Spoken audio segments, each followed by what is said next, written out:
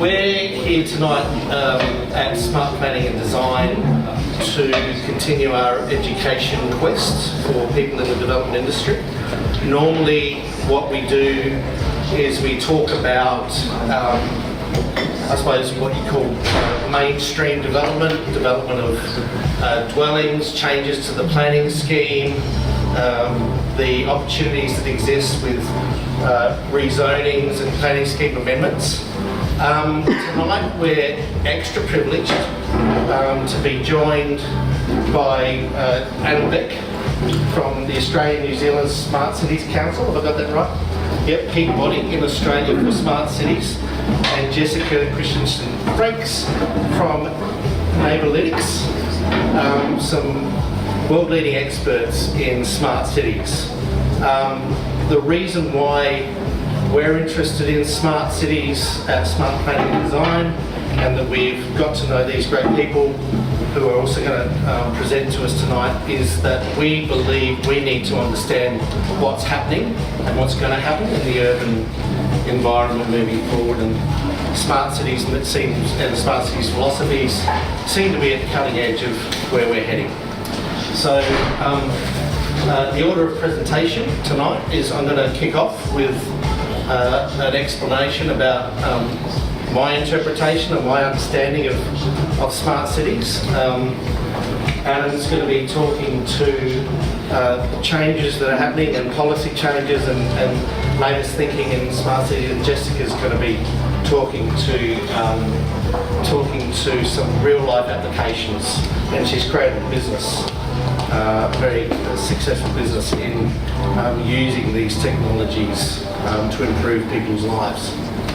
I got interested in smart cities when I saw the power of analytics being used to design a transit system in Manila, and I saw how that was changing people's lives, using smartphones to do analysis of transit, which in a short period of time enabled Manila and the transport planning company we were working with to actually redesign the transit system in Manila. And I thought, that's pretty amazing. We gave we when presented at an expo in Manila about those changes, and saw how people were really excited about how this was going to improve their lives. And so with that in mind, started to think about what does that mean for people in the everyday planning and urban design world, and started to create some thinking around that. So smart cities for us is something which thinking and application is weaving its way into what we do, how we work and how we live and interact.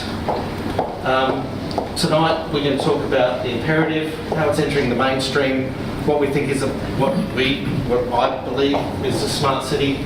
We can have a conversation about that later. How we make smarter cities and how we deliver smarter cities. Some things that are some findings in this space. Smart and smarter cities are here to stay.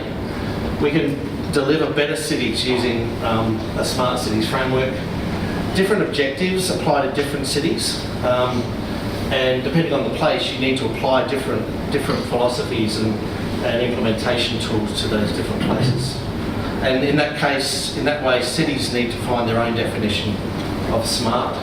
And for some of us in the room, there's a broad range of city practitioners here tonight, but we need to find the way that we can influence change, and there's a strong legitimate role for each of us in this space. But at the end of the day, we have to remember that cities are about the human scale, and that we're all here, I hope, to improve the lives of people living in our cities. It's about the people. So what's driving this change? In some ways, what's driving the change is the simple imperative of population change. The planet's going to, some people say the planet's going to double its population in the next 50 to 60 years, and megacities are on the rise. Humanity is now officially an urban species, More than half of us now live in cities. And like I said, the number of city dwellers is expected to double by 2050. Global warming is just one element. Sydney had its warmest April day last week ever. I think it was 27 degrees in Melbourne last Tuesday at 7 o'clock or something crazy like that. So just simply in that space, the way that we monitor our energy use and measure how we can control that energy use is an imperative. If you're not interested in that, there's about the scarcity of resources and how we monitor use of resources is another imperative. Right on our back door, 60 to 70% of the world's urban growth is going to be happening in Southeast Asia and Africa, so right next to us. And I think Australia, and Adam can talk to this, Australia can take a leading role, and the federal government's providing money for us to take a leading role in this region to assist in this thinking and implementation. If you're only interested in the money, the world's governments are poised to spend a staggering, and these figures are actually a couple of years old now, 35 trillion in infrastructure in the next 2 decades, the majority of which is in transport and urbanism. That's a lot of money. What is a smart city? From Wikipedia, a smart city uses digital technologies to enhance performance and well-being, to reduce costs and resource consumption, and engage more effectively and actively with its citizens. So there's a number of things there: reducing costs, reducing energy consumption and resource consumption, and engagement. All good things for cities, I think. Key sectors in smart cities include transport, energy, healthcare, water and waste. Things that touch us all in our everyday lives and things that we should all be interested in. Interest in smart cities is motivated by climate change. We talked about economic restructuring, retailing. We all love a bit of retailing. Entertainment, ageing populations, and pressure on public finances. And it's entering the mainstream. This ad's actually about 3 years old now, but Hitachi have been advertising using the concept of smart cities to drive the purchase of their products, and car companies also use it in their advertising. Large engineering firms have been branding themselves as smart city leaders and thinkers. Minehart has set up a Smart Cities Centre of Excellence in Singapore. And again, back to the money. The US market research firm Market and Markets expects that an estimated market of 1 trillion by 2016. We've obviously passed that. UK Department for Business, Innovation and Skills evaluated the global market to reach a value of 400 billion by 2020, of which 10% is in the UK. And Frost & Sullivan valued the market at 1.5 trillion by 2020. So again, if you're only interested in the money and none of the other stuff, there's money to be made by thinking about an implementation of smart cities thinking and smart cities technology. So what is a smart city? From our perspective, and certainly from my perspective, when I started getting interested in this, we looked around for a framework that I could think as a planner and urban designer and link that with smart cities thinking. The best framework I found, or we found, was a framework that's used by, or a definition used by the EU, where they split up smart cities thinking into what we call into 6 elements: smart governance, smart environment, smart living, smart mobility, smart people, and smart economy.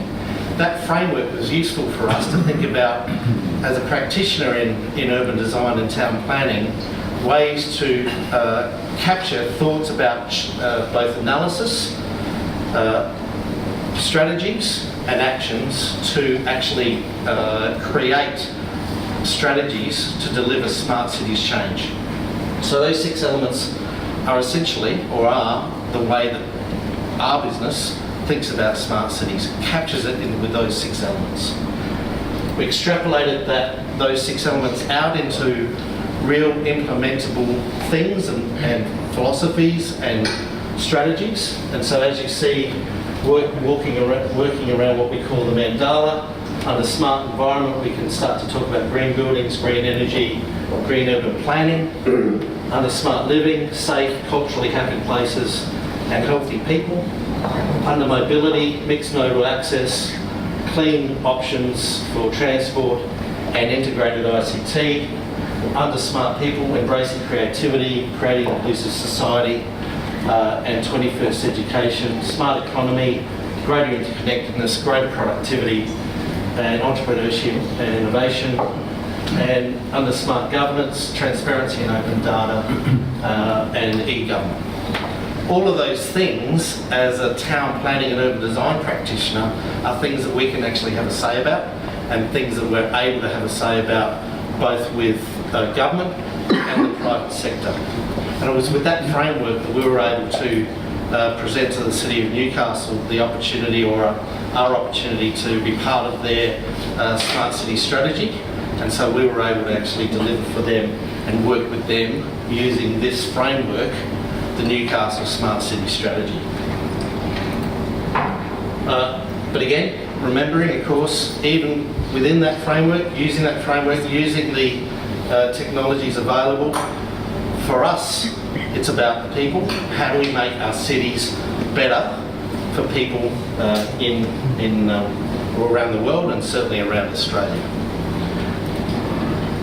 So what I'm going to do next is just very quickly go through some of the opportunities that present themselves under each of those 6 elements. So under smart governance, the objectives can be excellence in participation, excellent participation in public life, creating great public and social services, and more open and transparent government. Some of the ways that we envisage delivering that is ICT and e-governance, greater transparency and open data, more responsive online government and decision making, state-of-the-art interactive tools and online workshops. And again, these guys will be able to talk to some of those initiatives. Under Objective 2, Smart Environment, what are some of the elements which we could try and deliver? More sustainable environmental conditions, better air quality, greater ecological awareness, and more sustainable resource management. What does that look like in reality? Green energy planning and delivery, green urban planning and design, and green buildings are some examples of how we actually make that happen. An example of that is in Singapore. The HDB, the Housing and Development Board, are running, and you'll probably know a bit more about this than me now, Adam, but they've been running pilot projects to wire up their precincts, or to connect up their precincts, both existing precincts and new precincts, to monitor their energy use. Now remember, the Housing and Development Board house 80% of the population of Singapore. So if they get a fraction of this right, they're creating great savings for the people and government of Singapore, and they're well into the program of monitoring their buildings and precincts to ensure that they're using their energy and delivering services better. Here, there's a company called Kinesis is working to provide, and they work with the New South Wales Planning Department to provide monitoring tools for precincts to enable better energy use and monitoring of energy use, including helping design subdivisions to create better places for people to live that are better economically for the city. And they've got monitoring tools that enable designers to tweak their design to ensure they have better sustainable designs coming off the drawing boards in New South Wales. Under smart living, some of the things that we're trying to achieve, or some of the elements: culturally and economically vibrant places, happy people, safe places and healthy people. How can we possibly do that? Deliver excellent housing, provide security, ensure better cultural facilities, better knowledge about culture and cultural facilities, just letting people know things are happening in the city, providing healthy conditions, world-class education. Like we showed before, better living environments through better energy use, creating more comfortable places for people to live, increasing people's comfort and amenity, meaning they're feeling healthier and more vibrant. Just letting people know about things that are happening. So this is a couple outside Notre Dame Cathedral. I got to hear about this through the internet. It was Notre Dame Cathedral's 500th birthday, and so we got to travel there at that 500th birthday because we wanted to be there at the time when the festival was happening. That could only happen through a greater interconnectedness that enabled us to be there on the days when the festival was happening. They set up some public spaces to enable theatre productions and the like to happen, but of course that leads to greater opportunities for people to interact and have a great life together. Smart mobility. This is where a lot of the activity has been happening over the recent years. World-class international accessibility, excellent local accessibility, more sustainable transport systems and integrated IT infrastructure. It's delivering better global connectivity, better world-class public transport networks, integrated BRT and light rail, all through better connectivity, better knowledge of the way things work, and better monitoring of transport systems to enable better design of transport systems. Some examples of that, better connectivity and knowledge, better bike rental schemes, letting people know about things like days of rest where cars are off the road and enabling people to ride their bikes and feel safer instead of being challenged by cars. And talking about better transport design using smartphones, like I talked about before, and using open data to actually design transport systems, better transport systems, for instance in Mexico City, and as I said before, in Manila. So the company we worked with, not on this project, but on other projects, and Jess and I worked with in Ho Chi Minh City together, actually worked together with an app developer that when the app was downloaded by the citizens of Manila, enabled them to design a BRT system based around where they could see everybody moving. Now, it would have taken a couple of years for ITP to gather the data to understand the way that people were moving around the city normally. With the use of the smartphones and the downloaded app, they were able to gather that data in less than 6 months and design the system accordingly. Smart people. What are some of the things we're trying to achieve? High levels of qualification, supporting lifelong learning, promoting plurality and promoting open-mindedness. What are some of the strategies that we can use there? Developing university and technology precincts, creating better places for cultural festivals, and gathering places for outdoor living and interaction.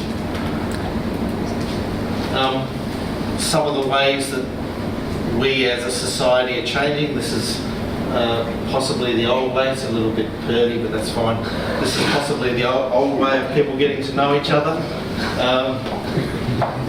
Italian style, I think. This is the way people are getting to know each other now. All of that's meaning that the way, and these things are happening very quickly, the way that we are changing, the way that we are interacting, the way that we are figuring out where people are that we want to go and meet is changing through technology. And in actual fact, that's changing the way that city precincts are being designed. It's changing the way that we create places for people to be. This place in and of itself, the Commons, is really only here because of this greater interconnectedness with the outside world through technology.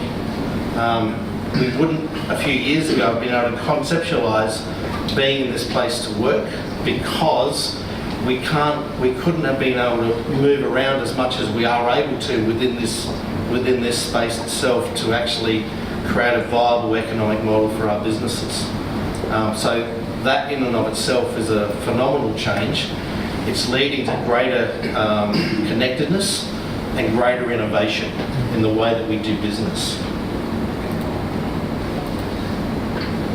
Smart economy. What are some of the elements? We can support an innovative spirit and entrepreneurship. I just talked about that. We can increase productivity and provide flexibility of the labour market. That's actually opening up huge opportunities in the region for us as a business, but it's also opening up huge opportunities in terms of interconnectedness amongst all of us to enable a greater level of productivity in our lives and for our businesses. At a macro scale, the idea that we are more increasingly interconnected, both through physical connections, but also remotely.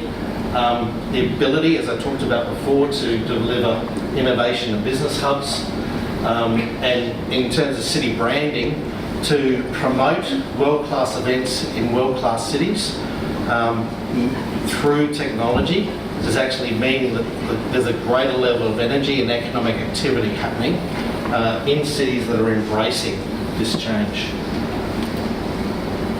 And Sonder is an example of that, or they're branding themselves like this. They're branding themselves as a place that's incredibly connected. It's both connected incredibly well in terms of physical infrastructure through the Aerotropolis near that city, but also they're branding themselves as a place to come and work because of their interconnectedness and the level of interconnectedness in that city. So people are actually moving there, and it's becoming a successful place because of the branding around smart cities technologies. I just want to talk very briefly about some of the work we did in Newcastle.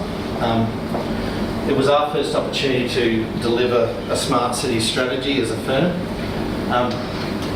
We did some early on analysis and consultation to figure out what it was that they wanted to achieve as a smart city, and what was it they were wanting the smart city philosophies and technologies and thinking to achieve for that place. And with that knowledge, we were able to deliver the smart city strategy with them. So, through the consultation, we were able to understand that Newcastle wanted to attract and retain smart people. They wanted to enhance innovation and creativity. They wanted better collaboration, education and training. They wanted to increase livability, amenity and attractiveness. And as a place that was suffering from a lack of pride, to increase pride and promotion. What was interesting about the project was that just by undertaking the project and being seen as a place that is innovative, embracing new thinking, it automatically raised the pride and promoted Newcastle. And being one of the first cities that I can tell in Australia that was actively doing that, it means that they're on the front foot already. And so it's a fantastic testament to their hard work through this philosophy, through this thinking, that they were able to start to put Newcastle on the map globally. So it was a really eye-opening thing to watch, to see the change that was happening just in the people's psyche, just in the way they thought about their place through embracing this change. Our method that we, I suppose, sold them on to say yes, we'll hire you, was that we said that we would come up with a vision for them. We would look at all of the various technologies from around the world that we could apply to their place for them. We would pragmatically select through a consultation process the technologies and the thinking and the changes that they could apply to Newcastle based on what it was they wanted to achieve to the place, and then we would deliver. Our approach was to assemble a multidisciplinary team from around the globe, understand the place, and develop a vision and develop local drivers, develop objectives, articulate a clear and concise strategy, create and agree actions, communicate the strategy, plan and implement, and then undertake some ongoing implementation. So in order to do that, we went back to the mandala. We said we need to use this effective framework throughout the process, from understanding the place, so doing the analysis, to developing the objectives and then developing the strategies and actions. And we were very careful to stick to the mandala elements, the 6 elements, all the way through the process. So there was some continuity through the process, and that enabled us to have a strong dialogue throughout the whole project. You can look at it online. We created for them, in close collaboration with everybody on the team, a strategy that delivered holistically for the region, but also for the city itself. So we assembled a great team. I think it was a great team from around the world. We had smart urban regeneration frameworks and strategies, planning and urban design, strategic planning, people on the consultation side, transport people, ICT architecture organisations, what we call smart infrastructure planning and delivery, and smart transport solutions. So the companies that were involved in that was our own company called Cred, a company from the UK called Urban Tide that were on the governance space for the UK government, IT architecture company called Cogility, SMEC, ITP and Hitachi were part of the team. We developed the vision and the drivers which we talked about previously. We came up with objectives for each of the 6 elements. We clearly articulated those objectives, and then under each of the objectives we came up with some programs, what we call programs and strategies and actions. And that resulted in the strategy, which we then had to communicate through some nice graphics as we do. And then we set up a program of delivery and articulated timeframes to deliver them, and the role of the local government in delivering that work across the board for the strategy. Ongoing implementation is happening now. We, as a company, have set up a sister company called Smart City Strategies and Solutions that hopes to help the multitude of local governments in Australia that have now developed smart city strategies to actually deliver and implement the smart their strategies. And again, Adam might be able to talk a little bit about that, and Jess is involved in that on a day-to-day basis. And so Smart City Strategies and Solutions has been set up to implement, and we've got people in our team now that can do digital analysis and mapping, working with Jess and that side of things as well.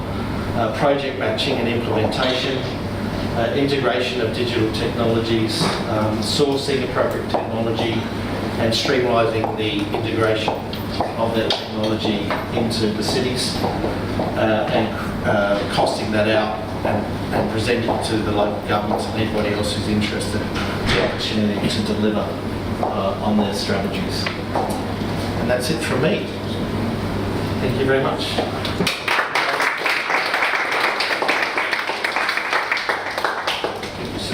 Thanks, Dave. Hi everyone, how are you? Good. The title of my presentation is exactly what's inside the packet, something that is very short and it's in essence. I'll sort of augment would be the word, augment some of the stuff that David's discussed, but I'm going to weave in a bit of narrative that isn't necessarily represented on the slides, and I'll do this sort of by way of including our introduction as an organisation. So the Smart Cities Council, we're the largest sort of coalition of smart cities organisations in the world. So we've been around for a little while before smart cities was kind of sexy. So we started in late 2012 in Seattle. Our sort of founder, Jesse Burst, identified 2 issues that weren't sort of fitting well with him. And what I will say is that we as an organisation have really built our resources, tools, and what we do through the lens of marketplace building. Okay, so we approach this smart cities agenda as one of an agenda that can change stuff, you know, because we've got a lot of problems, we've got to solve things. So we set ourselves up, and everything we've done and everything we continue to do is through a lens of how do we build a marketplace so that we can actually get stuff done. So the two problems we identified way back were one, government, and it was based on the fact that the private sector, the technology companies, were complaining that cities weren't buying their solutions. Right? Got tons of solutions, cities aren't buying, damn those cities. So we thought, well, that's not good. It's got a lot of problems. We've got more than enough solutions, but we can't match problem with solution. And we thought, well, what's going on there? And so the work we did uncover two things, two market failures. One was there was no representative body for the supply side. Right? So technology companies and private sector companies spending trillions of dollars every year on amazing technology and data solutions, but they had no united voice, they had no club to join. So we set up the club, which was Smart Cities Council.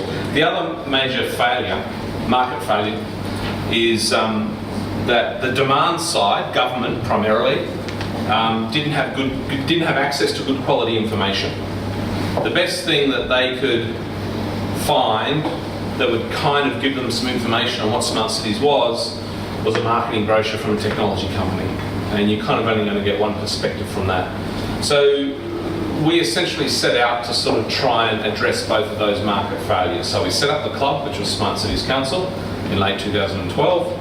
And then we set out, we didn't realise it was going to be so big, but we set out to write some good quality information so that government could actually understand what this Smart Cities thing was and what the benefits were. And we ended up writing a book. So we spent 2013, our first year in existence, we spent writing a book, a handbook for cities on what Smart Cities is. It's pretty simple. What Smart Cities is, here's an enabling framework, and here's 200 case studies on how it can be done.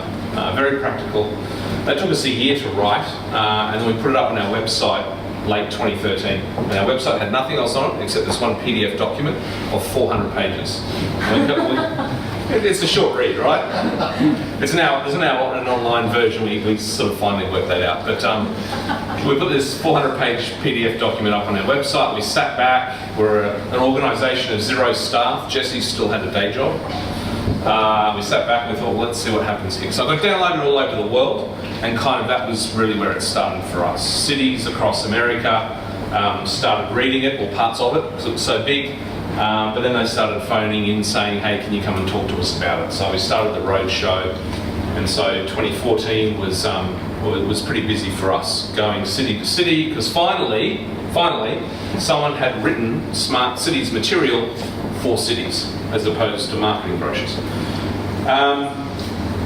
And then cities kind of got a little bit lazy, and they said, oh, we don't want to read it all, can you come and just give us the sort of the 20-minute snapshot? But then we started getting the inquiries, well, can you come and sort of spend a little bit more time with us to take us through the readiness guide?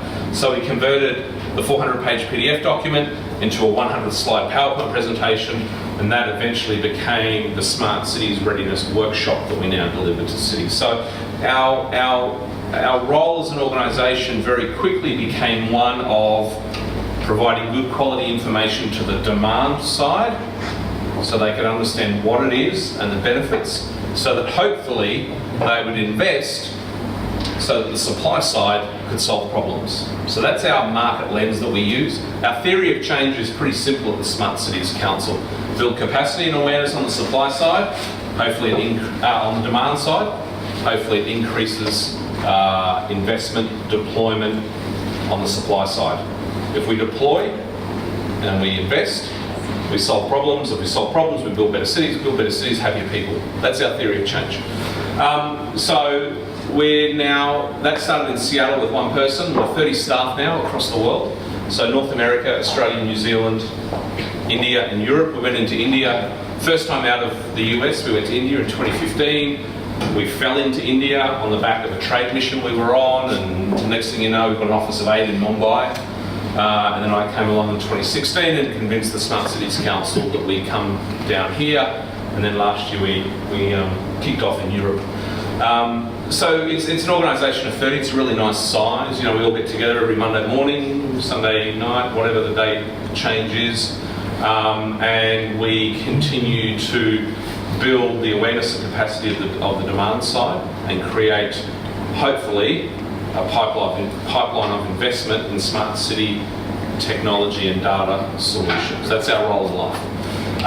And it's a really interesting time. You know, it's pretty damn popular at the moment. I do this kind of 8 times a day, 5 days a week. I've never been so popular, which is great, but it's equally frustrating because this has been around for a long time, in some part. What is becoming interesting is that nation by nation, this is moving from an idea to sort of a more solidified agenda, policy-wise in government. So Europe has been sort of doing this for quite some time. And we saw Obama in 2015 launch the Smart Cities White House Challenge, 170 million, 150 million in the first year, 80 million top up in 2016. So as a nation, identifying the role that smart technology and data can play in helping increase outcomes around productivity and livability and all the good things that David mentioned. India with its 100 Smart Cities program, off and running, number of years, 100 cities getting between 50 and 60 million each. And then in July 2016, Malcolm Turnbull released Australia's first Smart Cities Plan. Did everyone know we've got a Smart Cities Plan in Australia?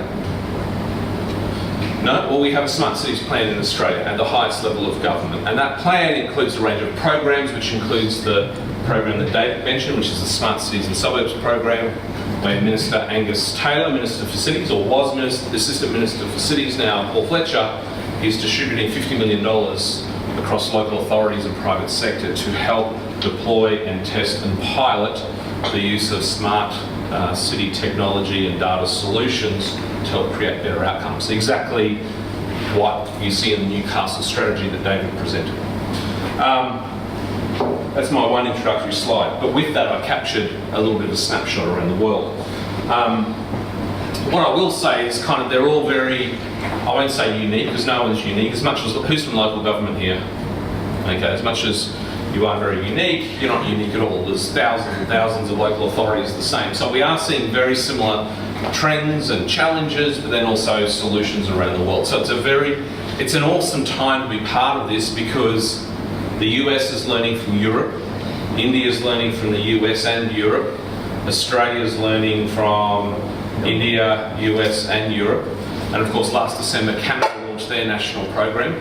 New Zealand, I'll sneak New Zealand in, they're actually one of the early ones as well, but unfortunately they came to the conclusion after 3 years that the central government or national government doesn't really need to play in this space anymore, and they've sort of handed it off to local government and the private sector, so it's kind of a little bit unfortunate over there. But we're seeing nation by nation, and we're about to see the launch of the ASEAN Smart Cities Consortium as well. So this is not a pipe dream, this is not a fad.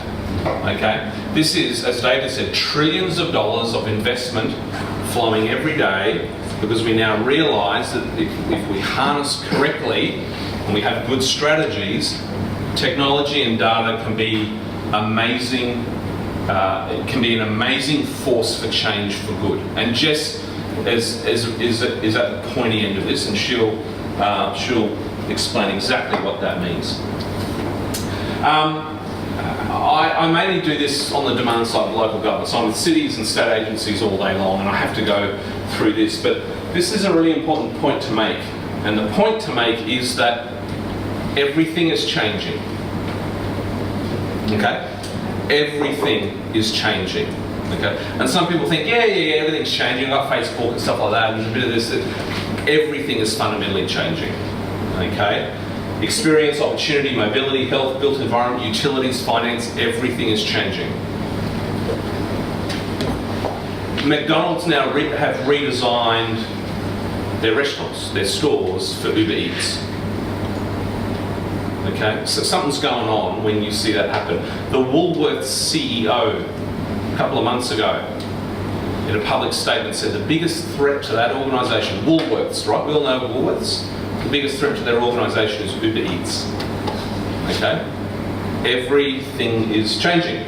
I was at a conference in Portland, Oregon 4 weeks ago now, and it was 500 planners, urban designers, architects, all the built environment geeks all got together, and they said, what are autonomous vehicles, the sharing economy, and e-commerce going to do to the form and function of cities?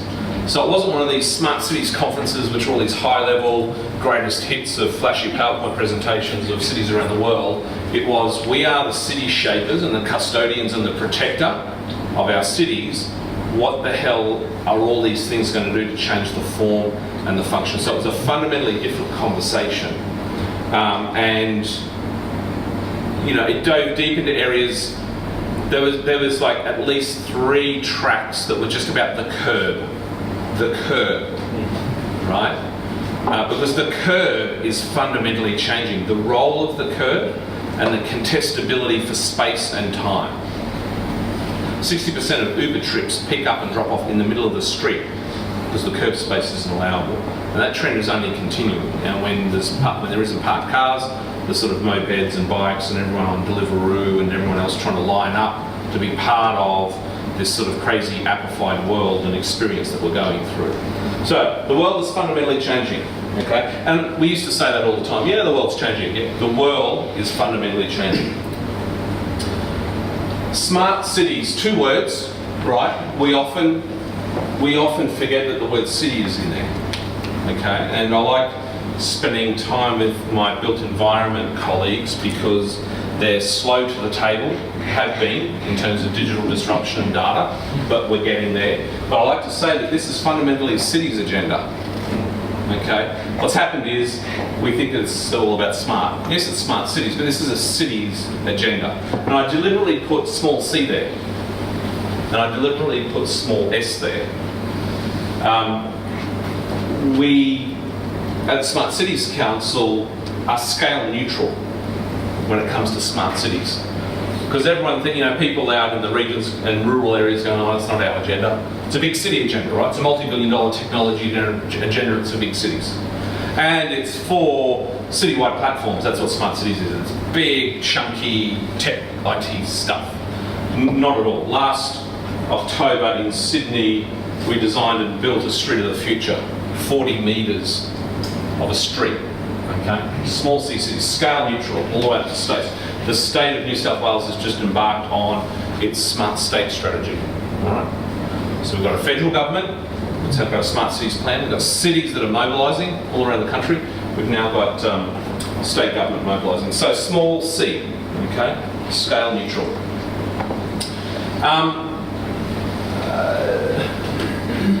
Boyd Cohen, a US scholar who flutters between Chile and Barcelona, wrote this article in I think it was Forbes in 2015, I want to say.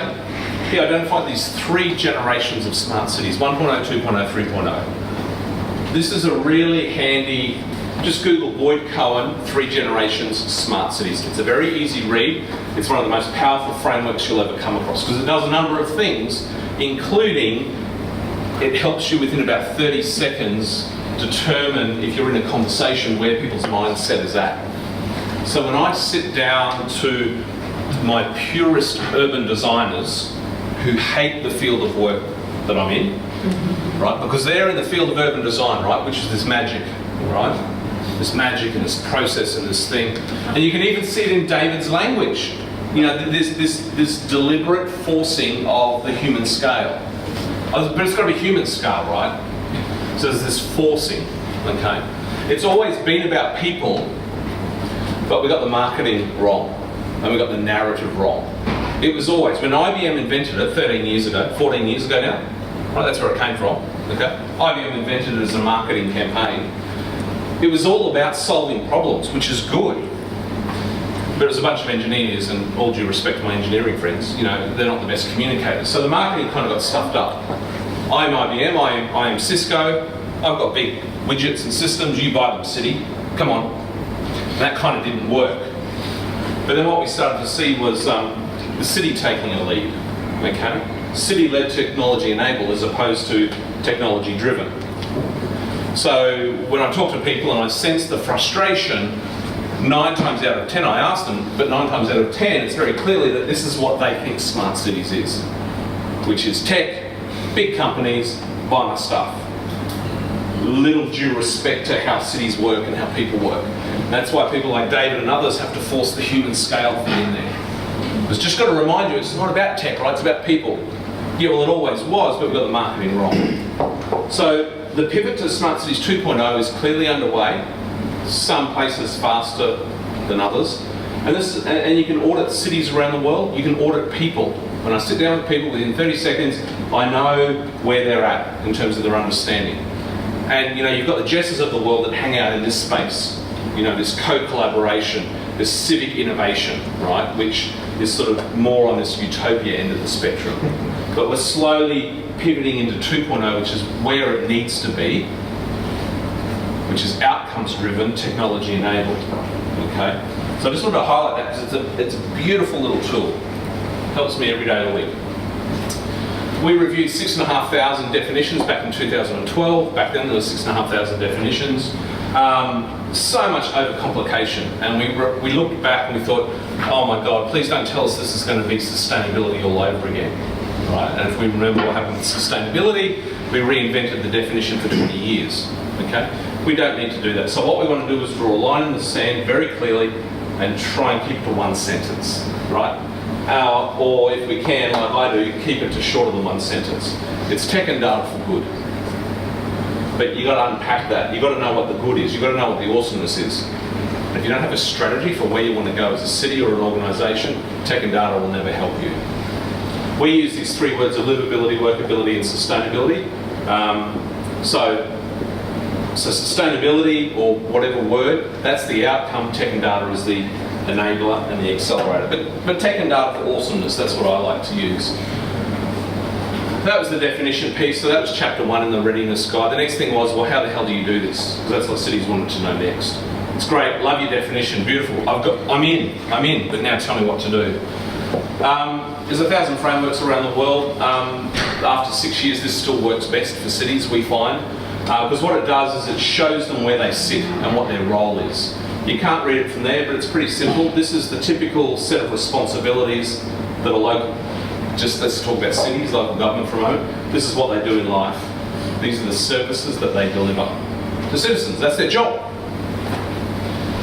And what we've identified is the 7 core generic technology and data enablers around the world. It's pretty simple, right? It's a matrix. That's your outcome. Use tech and data to accelerate those goals and outcomes.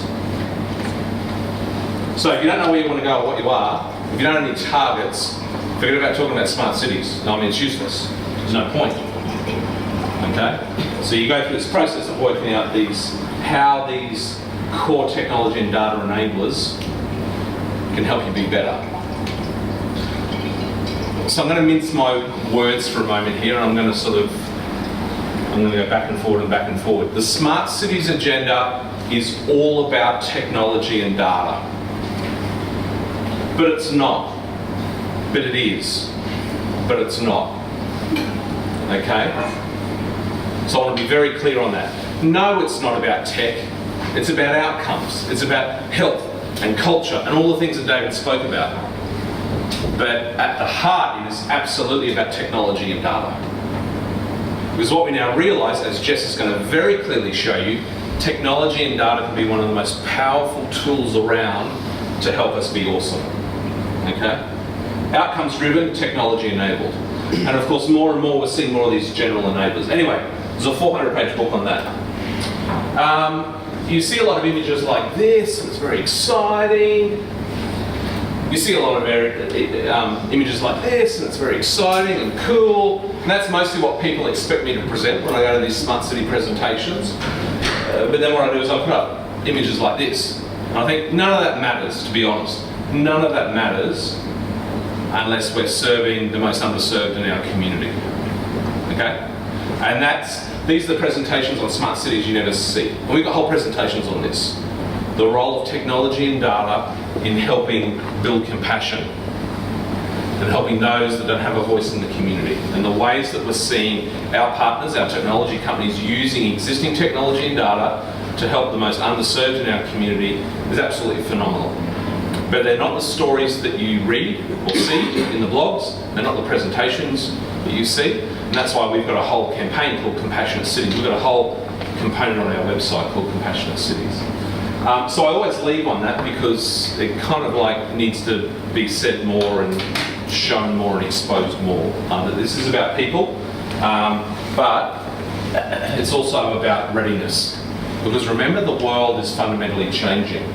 So we really like to talk about this idea of if you can do anything, you can really start to build the idea of readiness within your organisation. Ready to engage, procure, deploy, replicate, scale, to be awesome, whatever it is.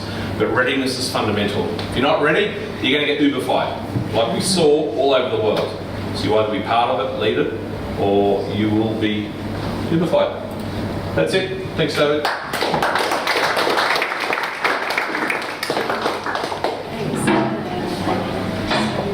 I'm going to have to turn my back to you. If I may, just rearrange everything. Thanks. All right. So there's been quite a build-up to what I'm going to say, so I hope I deliver on everything that's been promised.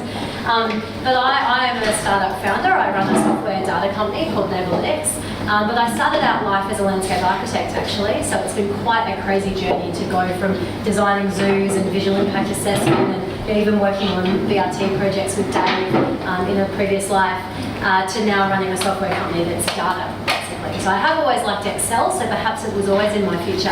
Well, actually, we don't use Excel at all. But what I want to do is because I think some of the formatting's dropped off my slides. That had a pink background, which meant you could see the writing on it. So what the writing said was, what I'm going to talk to you about today is my story and how I've come from landscape architect to tech software provider. I'm also going to give you a bit of a startup 101 because I think there's a lot of misconceptions or perhaps not much idea about what a startup is. Before tonight, raise your hand if you've heard the word startup before and you kind of come across that. A few. Keep your hand up if you could define what that is. No, I mean, I can't even really define what it is, but I'm going to give you a bit of a 101 on some of the aspects of what that means, and particularly as it relates to city. And then the third thing I'm going to talk about is lessons of implementation of working with startups and how that can really benefit the urban planning and the property industry as a whole. So, coming from landscape architect to urban designer and then ultimately startup founder, the problem I was always interested in is the disconnect really between what we promise in the artistic rendering of the place we're going to create, the 50-year vision that's going to be livable and vibrant and all these other things that's on every wraparound hoarding of every construction in the world.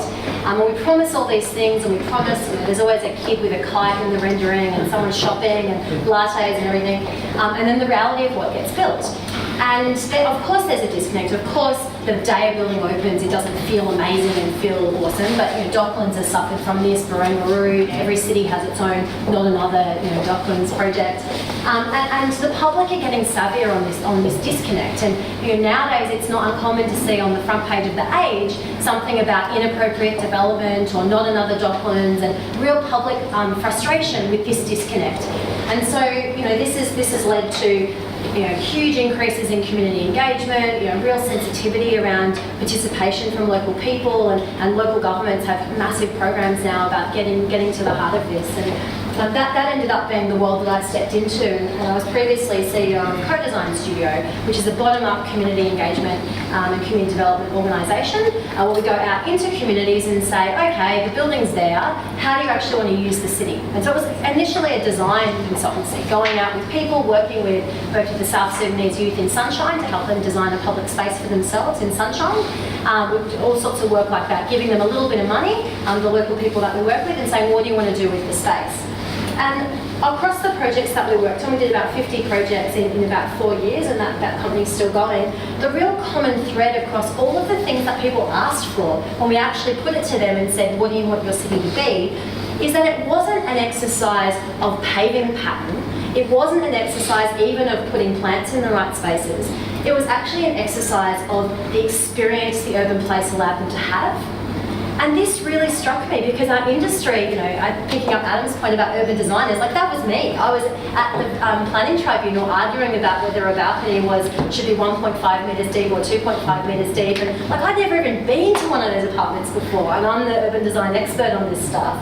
And always struck me, why are we arguing about that stuff when that's not what people want to talk to me about at a barbecue when I say I work in urban design or town planning, which obviously you'd never admit to anyone.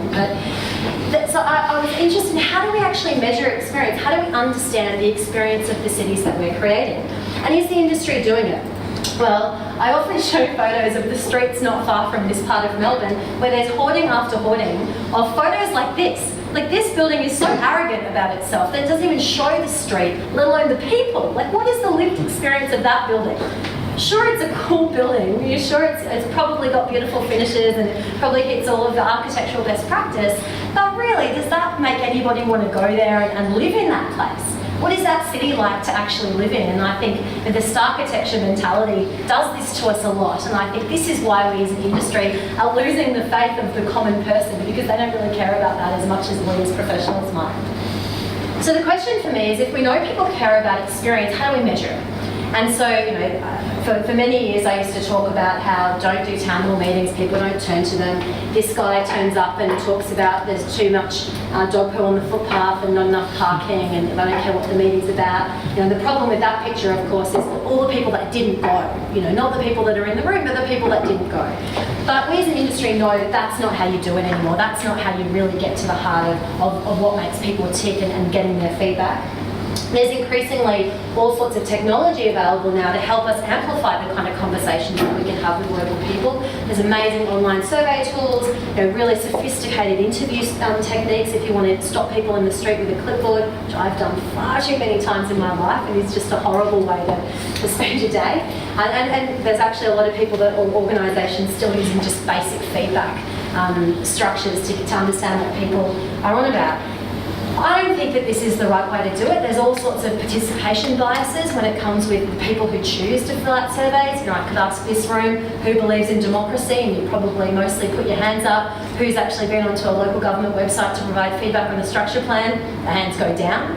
We as people don't tend to do that stuff. So what I was interested in is, if we know experience is the most important thing, and we know that it's actually hard to ask people what they really think, where else can we get this information? And, as my predecessors have alluded to, things are changing, everything's changing, technology is everywhere. So take Google, for example. We're all familiar with this screen. If you Google a place, Google shows you where it is on a map. That's their basic map function. But it also gives you information about the place. So it'll give you some reviews and ratings, the times of the day that place is busy and open. If you're using it on your phone, it also tells you how busy or quiet it is now compared to what it usually is, which is really valuable. You can check different days of the week. You can see how long it's going to take you to get there based on current traffic. So this is something anybody can access right now with the devices in your pocket.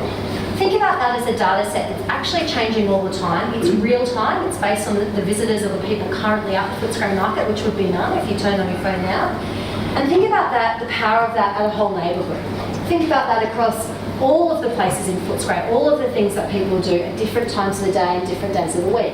And if you layer up the places that people go, the things that they say about them when they're there, the photos or the things people choose to photograph when they go to a place, and then the way the social commentary happens about that, the way those things are received by their networks and the people that they share it with, you start to realise that you have a really dynamic, nuanced data set about what's going on in local places as told through the people that are there right now and using them. So back when I was an urban designer, I very naively entered a startup pitching competition, not knowing what that meant, and somehow won and received some money to start a startup that does this. So that we launched Neighbourlytics last year, and we've basically built a piece of software that does exactly that. Goes to a whole bunch of different online sources: Google, Facebook, Twitter, Instagram, Zomato, Meetup, Yelp, Domain, Strava, TripAdvisor, Eventbrite. I always miss a few.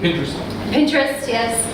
And we're interested in what those dynamic data sets, which are created by the users, the people that use them, the everyday people, all of you, if you've got them on your phones, you're creating data for me right now. If you tweet, that's awesome as well. And what those sources tell us about the places people go in their local neighbourhoods, what's popular, what people interact with, the level of activity in places, the sorts of people that are there and when they're busy and when they're not, and then also the way people talk about their lives in local neighbourhoods.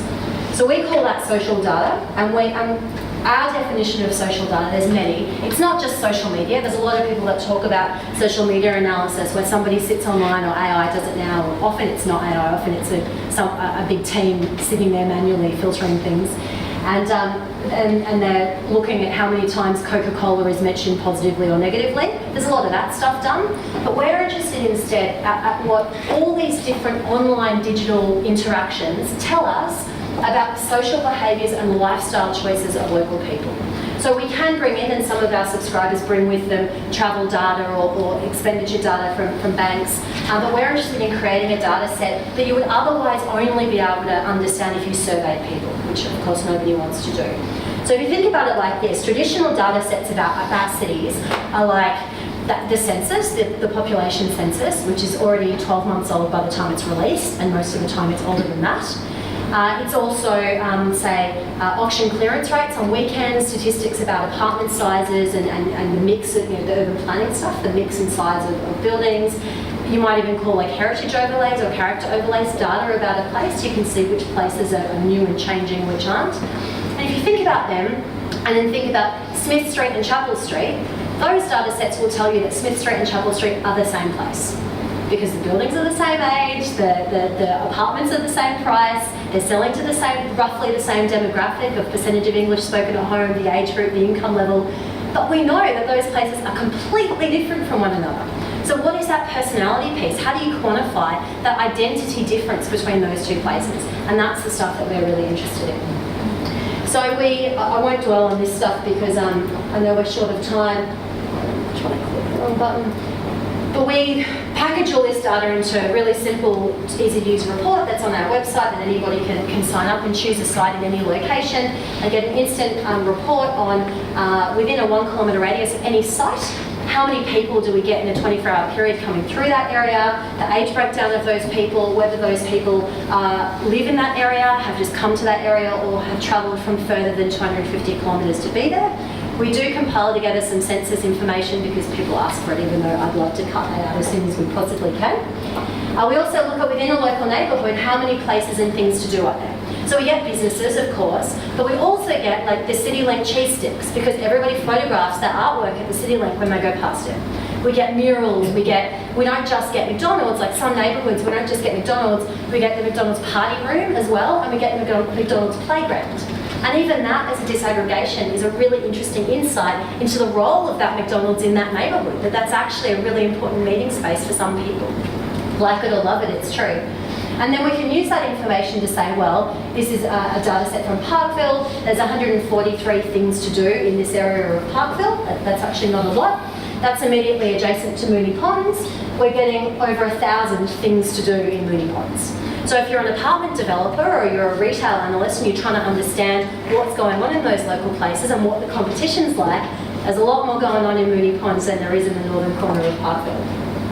And we also, as I said, talk about the stories. So we're not interested in how many people have posted about whether they like the new boardwalk that's opened, but we're able to track when the new boardwalk opens or when the women's AFL competition is on in Carlton North, which is this example here. How does that change the things that people are doing in that local area? Once the boardwalk opens, are more families posting in the evening because the visitation dynamic has changed? When the park upgrade happens, people are not going to be sitting in the park talking about whether they like the upgrade. I'm sorry, people are going to do that. But instead, you'll see more people posting about the park, posting about the things that they're doing there. And so you're actually able to capture the real behaviours of what people are doing in local places through this kind of analysis. We only launched our software in October last year, and we have more work than we can do. If anyone knows any data scientists in need of a job, like send them my way, because there's a desert of data scientists in Melbourne. We're working with a bunch of mostly private sector, but also a bit of local government to look at how they would want to use this data. And the traction has been amazing, which is really good for us. But it's more work than we can do, and so it's a real challenge to try and figure out how to prioritise what we do first. We're not a consultancy, we're a product. We're trying to create the same thing for everybody so that it can be very low cost and it can be rolled out as quickly as possible. You don't have to wait 6 weeks for something from us. You log on, you purchase it, and you get it within a day or a couple of days, depending on what you order. And so I can see my next slide's blank as well, and I'm trying to remember what I had on it. This was Startup 101. So we're a startup. I've been very much schooled the hard way in what that means and how I kind of rationalise the fact that I was an urban design consultant for a long time. Now I'm a startup founder. I'm servicing the same clients. I'm still working with Stockland, Lendlease, Fraser's Property, the same people, local governments. But the way we're approaching our business and what we focus on is changing. So a few things to know about startups is you've probably heard about the unicorn thing, like startups are unicorns, so that's a word that's used a lot. But the point is with a startup is that there's a high growth potential. So think about something that you might do as a consultant day in, day out. Well, with technology, we can automate some of those things. And so that gives it the scaling potential, the high growth potential that a regular consultancy might not be able to do because you can't hire enough people to be able to grow as quickly. And so this is a key part of it, is that businesses are looking to grow as quickly as possible. Strangely, they're not looking to make any money for a while, and then everyone IPOs at the end, and then everyone makes money. So I haven't figured that bit out yet, but that's the general growth model of it. So what it means is that there's a very testing and scaling environment.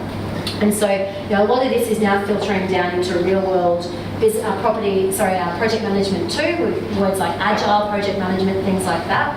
So with startups, agility is everything. So a traditional research and development model for anything new is to say, this car example is used a lot. We want to build a car, so first we'll design the wheels, and then we'll design the steering system, and then we'll design the body of the car, and then eventually we have a car, right? The startup model is completely different, which is like, we think we want something that's going to get people around. What is the minimum viable thing that we can do to start testing that with people?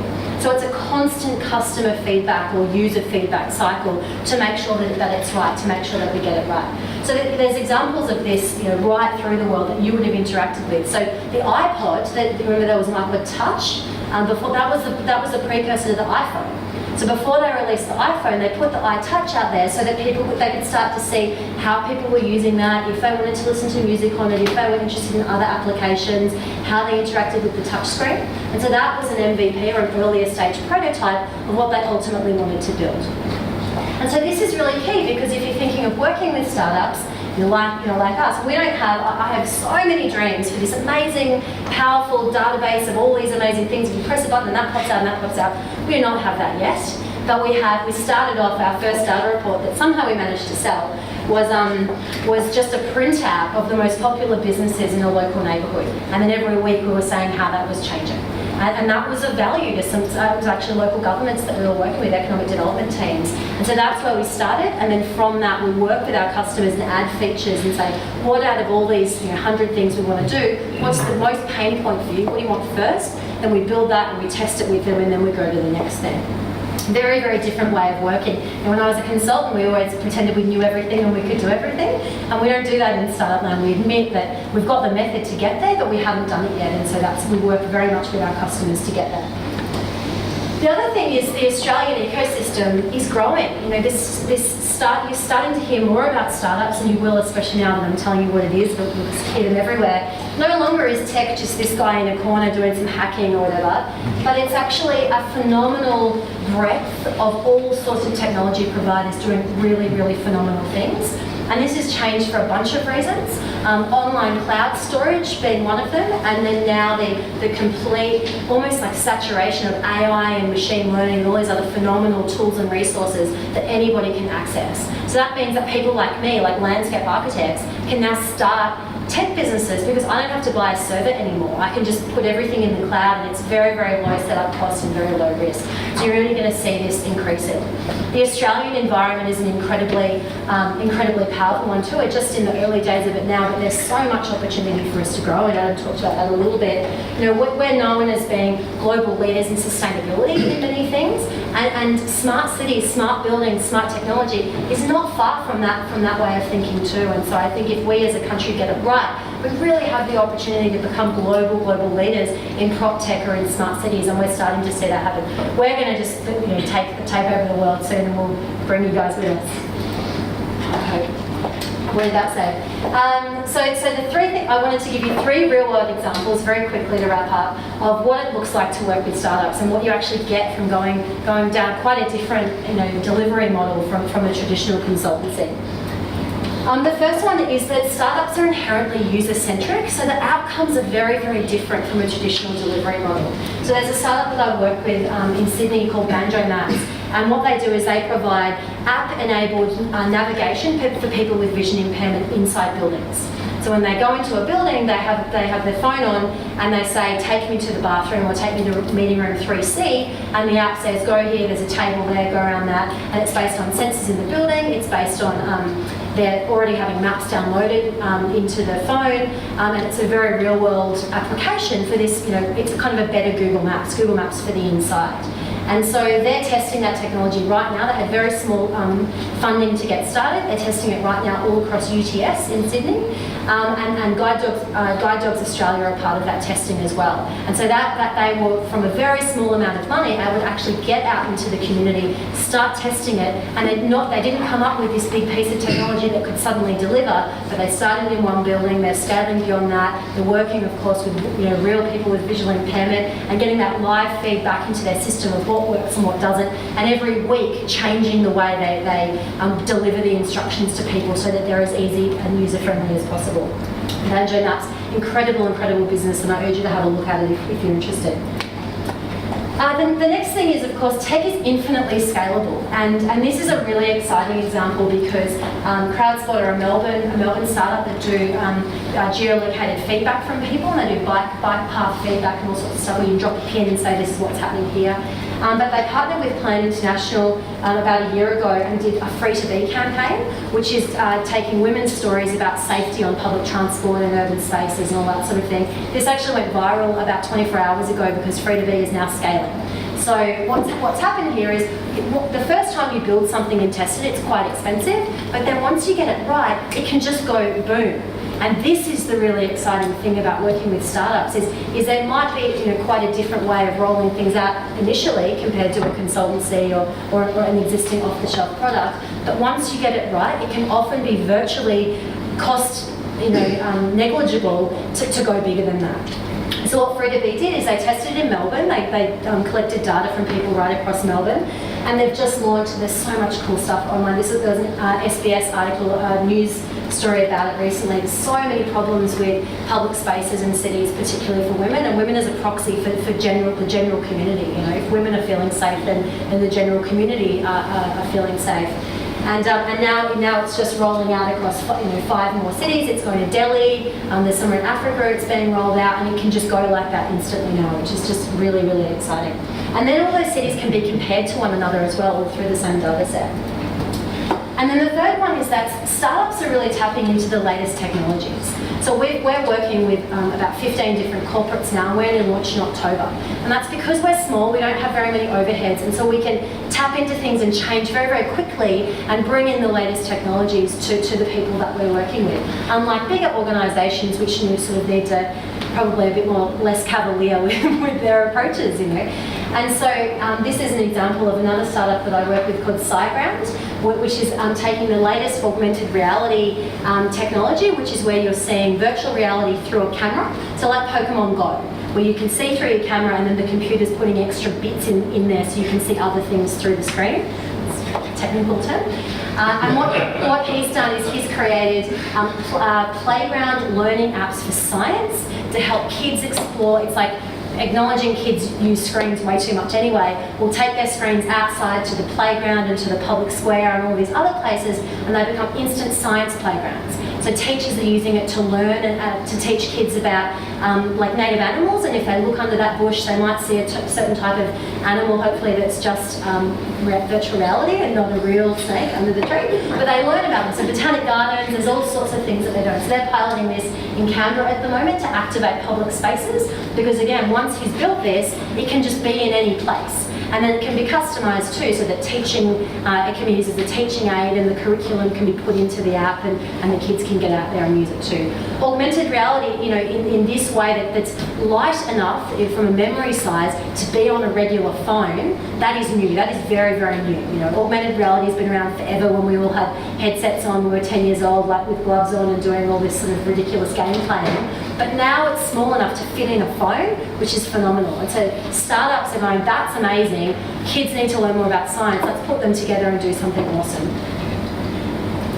And so the thing that I want to leave you with is all the other industries are doing it, and people often say to me, oh, well, data, people are worried about data, and yes, we can ask me questions about Cambridge Analytica if you want, and I'll answer them. But the financial services industry have already done it. You know, the cool apps that we've got, and you tap with your phone, and you Commonwealth Bank now tells you what you've spent when, and says, oh, you've spent this much on shopping this month, and it's all being automatically created. Those technologies and a lot of those innovations have come from startups who started them separately, and then the bank or whoever have bought them. And I think we as the property sector, for all the reasons these guys have said, have so much to gain from these technologies. And so I want us to be fintech. I want us to try harder to change our industry and embrace new technology so that we can make better cities for everyone. And I think we're heading in that direction. And I just think if you can each tell 3 people what a startup is, and some of the things I know, we'll be on our way to getting there. So that's what I'm leaving with today. Thanks.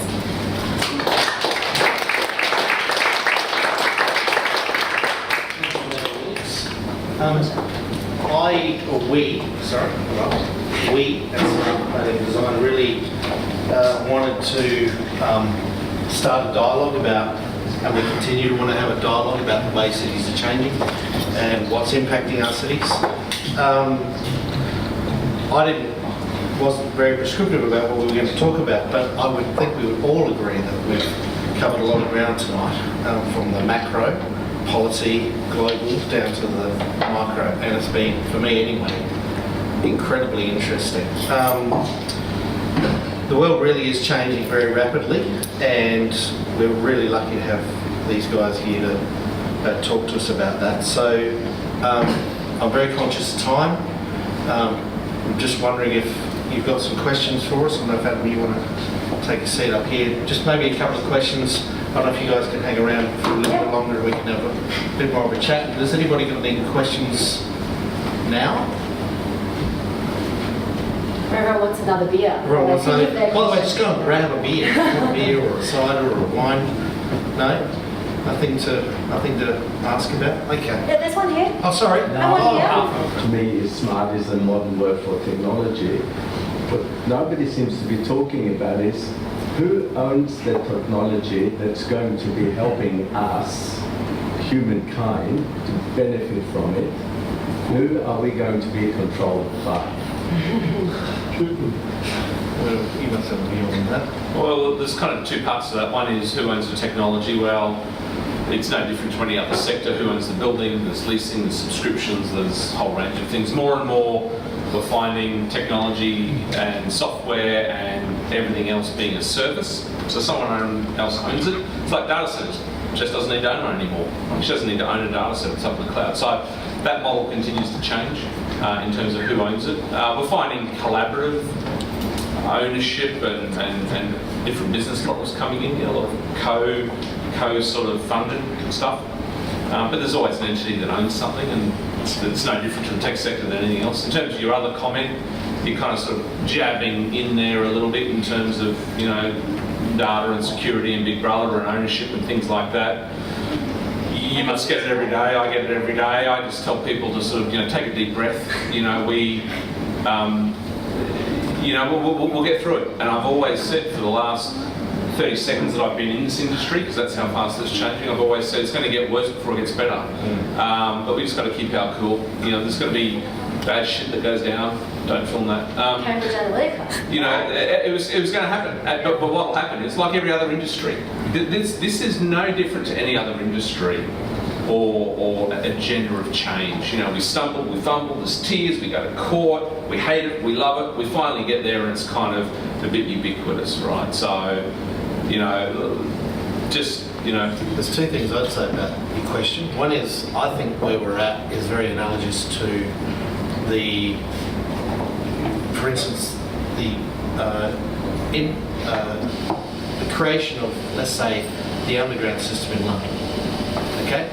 The underground system in London was originally a set of private railway lines, right? Until someone had the idea to join them together.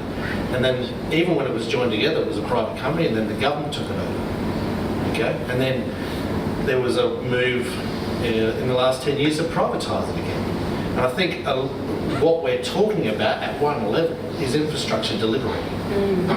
It's another way of thinking about this stuff. It's not just this, is pipes. You know, it's connections, be it transport or water or whatever, right? So, and I think we're going to continually have the debate. And I mean, I go to the Barcelona conference every year, and I know you guys go, and we'll talk about CC in a minute, but that debate's happening all the time. And I don't know if there's going to be an answer, a clear answer ever, probably. But it is something, I know for instance in Newcastle, very concerned about ownership of data, right? But, and I think probably the answer will be different in different places. Can I highlight, I go back to that second last slide I had around readiness, that word readiness, that idea of readiness, taking a breath and getting your house in order. Very simple things like data policies, privacy policies, this kind of simple things. You know, Perth last week got its interactive, you know, digital billboard hacked, and there was porn on the side of the road. You know, like, you know, didn't you see that? It's in the newspaper. Someone was surfing Pornhub, you know, on bloody Hutt Street or whatever it was. But it's like, come on, you know, Link NYC went through that whole problem 3 years ago. Like, we're just not being, you know, diligent, you know. So I think there's a lot of great examples where, you know, good policies started from scratch and being ready can avoid the Uberification. And I think the interesting one, particularly for those in the built environment, for those that are planners and designers, is the Toronto waterfront project, right? Google becoming a city builder. And we'll see more and more of that. Non-developers coming in and developing parts of the city. And of course, everyone's freaking out about that, right? I think there's some legitimate criticisms around governance engagement and things like that. But already the commentary and blogs, you know, oh my God, Big Brother, you know, they're taking it away. We've totally lost, you know, our identity. First of all, they haven't even turned a sol on the ground. Okay, still years away. But I think for the built environment profession and practitioners, that's a really interesting one to watch. I think it'll be there'll be some of these lighthouse and milestone moments over the next sort of 2 to 5 to 10 years as some of this stuff really, really rapidly evolves. And I think we just got to commit to learning and sharing and engaging in these stuff like this. I think I totally agree. I think there is no answer right here, right now. And as we move forward, we will create policies and then deconstruct policies. I mean, you've been in government, but I think the right here, right now, we have to have the conversation and be involved in the conversation and get it right for us at this point in time. So yeah, I think it's a great question, but we just need to keep asking the question. On that note, because I'm sure there's lots of other... Any other questions, sorry? Sure. Yeah, maybe 3 questions. And the first one is, we mentioned like the cultural things in the smart city strategic plan. I want to ask, like, how do you think about the cultural, like, correlated to, the connection with the people? Yep. How does it reflect? How does the plan reflect in people's life? Because like we see there's one strategy called livable, because obviously because we call like the livable city, and we see like it's very unique across the world. And how could you just make the new strategic plan more cultural, more unique? Yep. That's the first thing. Yep. And second thing is you mentioned that strategy mentioned a lot about the upper rock level, and how about under rock level, like the watering and the electricity. Sure. And third thing is like, and things like a lot of plans they just implemented from the government side or the design company side. But how about like the connection between, from the fluent from the resident side? So how does the smart connect to I mean, how do we use the digital things connect to the whole? Sure. Like we have different kind of digital like cameras, like iPod, iPad things. How can it connect to each other, and how to make the city like more cultural, more storytelling. How to remind the people's heart of what I mean about like maybe their childhood life. But the first thing, I'm not sure if that means. No, totally. Can I have a go at this Great question? question. Okay, no, but they're all interconnected. And to take the Newcastle example as an example,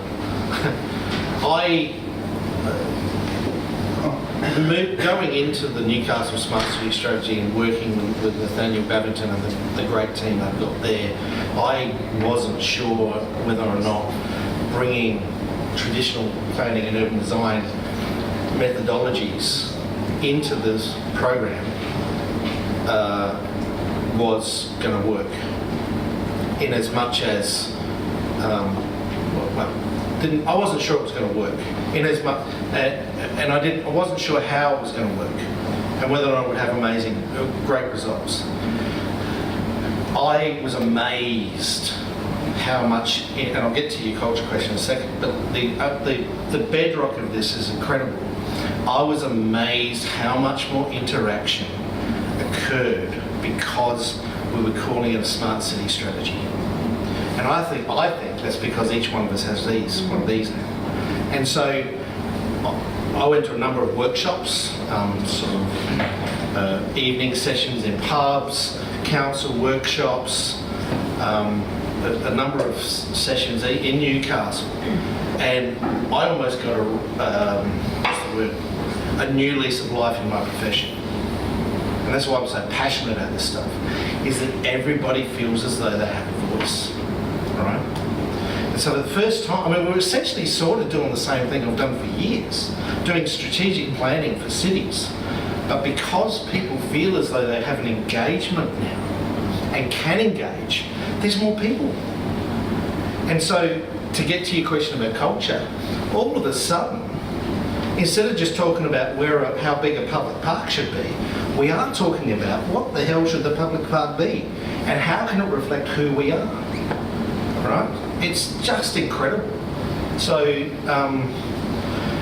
I see this as such an amazing, empowering tool to accelerate the creation of better cities. And if you couple that with the idea that there's more and more of us, exponentially, right? We have to get this right. Because there's more and more of us, we've got more stories to tell. And so we can use these technologies and Jess's company and your promotion and whatever it is you do, the amazing thing you do, to actually start to truly reflect who we are. Now, how did that translate in Newcastle? It was about, they came up with this idea about the fact that we are the makers. There's a group of people there that become disenfranchised through the lack of through industry moving out, but these people know how to make stuff. So it felt gritty and earthy, and so some of the strategies are simply about that, to increase the pride and promotion of that place. And it got people really excited. And I'm like, wow, I actually want to keep doing this job now.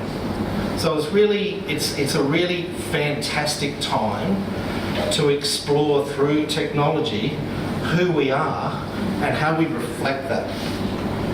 And we shouldn't be scared about, we'll continue to have the dialogue about privacy and whether or not we're giving away too much of ourselves. But there's enough of us talking about it to make us a better place. So I don't know, I can't give you any more examples apart from read the Newcastle strategy. Paul Macquarie, to talk about different scales of Macquarie, they got their own strategy. They're a community that's split apart by geography. They're creating their own identity of increased connectedness, even though they're separate. So it's not about just population centres. It can be about empowering disparate communities and giving them an identity that they never had before. Because all of a sudden they're talking So it really is an exciting time to be part of this profession. I just had to say that because I think it can be seen as just a bit of technology. It's much more than that. Oh, you nailed it. What's your experience in terms of storytelling and learning more about a place? Because that, in a way, is what you're doing as well. Isn't it? Yeah, well, my experience is that the way town planning and urban design tries to do it doesn't work, because we try and distill it down into people's feedback on whether they like a park or things like that. That's not what people want to talk about. They want to talk about the lives that they lead. And so no one else in my team is from an urban planning background. They're economists, we've got a bunch of data people, a pharmacist, it's relevant.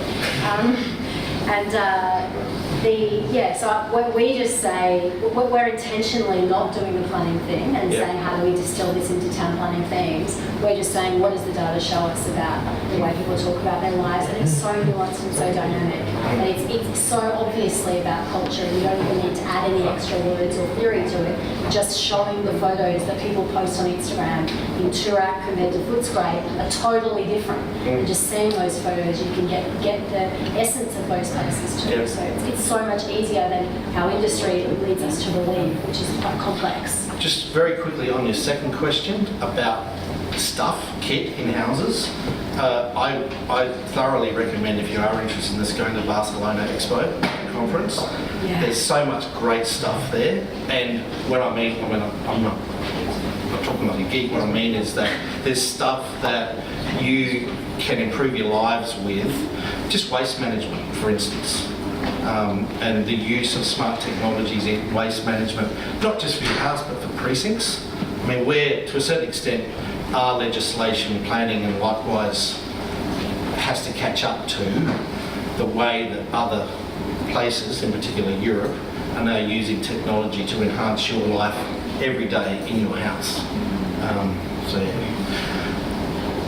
With that, I think we'll leave it there, unless you guys want to say anything more. Okay. Just to make the point, a couple of shout-outs. This is a great place if you are a startup and you want a place to come and work. Come to the Commons. It's fantastic.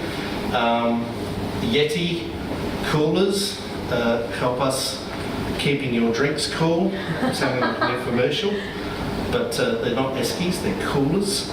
They're bear-proof, evidently. CC Studios have been here much longer tonight than I said they would be, but they're amazing. These guys do filming and marketing, design. But what was interesting, we're interested in creating more content to tell people about the business. The CC came here last week, and on their website is a film about smart cities. And they made this amazing film. Was it last year or 15, I think. 2015 at the Barcelona conference. So look at their website and watch the video. So that was a really amazing. So that's why I thought you've got to be here tonight. So thank you very much. Lastly, of course, thank you all people who have been at our other events. We are going to keep trying to have an event about development every month. So keep an eye out, and thank you all very much, and thanks for our speakers.